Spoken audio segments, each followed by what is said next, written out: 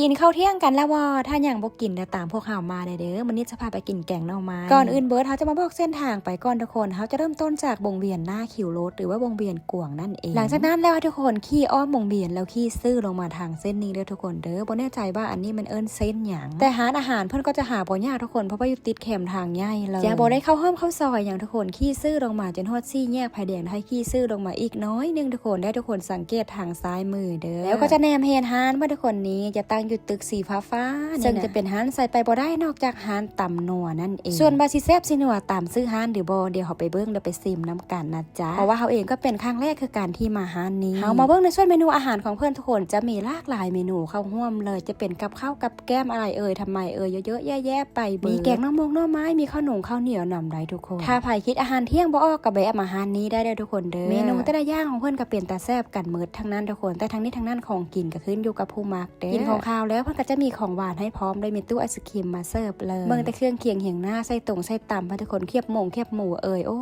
ยจะเป็นแต่แซ่บใครที่เคยมาแล้วเนี่ยทุกคนร้านนี้นะคอมเมนต์บอกกันเด้อบรรยากาศในร้านเพื่อนก็จะสะอาดสะอ้างกว้างขวางแบบนี้ทุกคนจะเป็นร้านมินิมอลก็บ่ได้ทุกคนเพราะว่ามันก็ค่อนข้างใหญ่อยู่ว่าซี่สไปแนมเห็นแล้วก็รู้สึกว่าสบายหูสบายตานะทุกคนเป็นโล่งๆแบบนี้เลยช่วงนี้อากาศร้อนๆเริ่มกลับมาแล้วถ้ามานั่งกินข้าวในห้องแอร์เย็นๆแบบนี้ก็เป็นอีกอย่างที่แบบโอ้ยหิวใจสุดๆแต่เนาะพี่น้องมื้อนี้เขาตั้งใจมากินผัดกะเพราหวยไข่ทุกคนเป็นซิกเนเจอร์ของร้านเลยเพื่อนว่าจังซันเดี๋ยวเขาไปลองกินลองซิมบ้างดูว่าซีแซบสมคำล่ำลือกันอยู่บ่ทุกคนสีสันหน้าตาเป็นแต่แซ่บแท้ๆทุกคนจานนึง40,000กีบนึงสำหรับน้องสาวคุณเขาเป็นเพื่อนมาอยากกินแกงเห็ดเพาะเส้นหน่อไม้ว่าซันเขาก็เลยสร้างไปคนละย่างคนละแนวตามที่ตัวเองมักบาซี่สไปใครที่เคยได้มากินมาซิมแล้วแน่ทุกคนร้านนี้นะคอมเมนต์บอกกันในเด้อว่ารสชาติของแต่ละคนนั้นเป็นแนวใดแซ่บบ่การที่เอ็มไปรีวิวนู่นนั่นนี่เอ็มก็รีวิวตามรสชาติป้าของตัวเองแซ่บก็บอกว่าแซ่บบ่แซ่บก็บอกว่าบ่แซ่บบางคนก็บอกว่ารีวิวเกินจริงเกินไปว่าซันเฮาก็รู้สึกว่าเป็นธรรมชาติของเฮายุ่นแต่เฮาก็บ่ได้ว่าแนวไหนหรอกเพราะว่าเสื้อว่าของกินขึ้นอยู่กับผู้มาคณะบางเทื่อเฮาบอกว่าแซ่บคนอื่นบ่แซ่บก็มีเพราะว่ารสชาติของแต่ละคนมักบ่คือกันอยู่แล้วเจ้ามักเค็มค่อยมักบานเจ้ามักจางค่อยมักเค็มแบบนี้ก็มีเต็มไป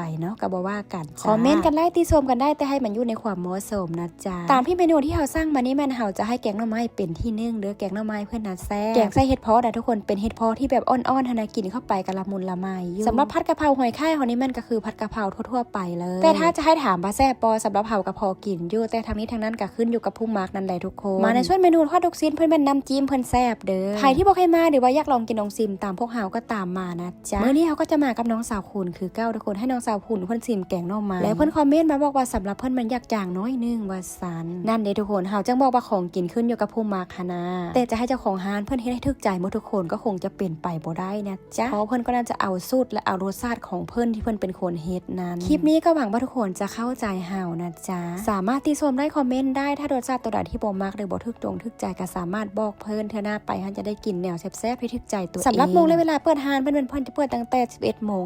ง 6:00 น. จะปิดร้านทุกๆวันอาทิตย์เด้อทุกคนเด้อ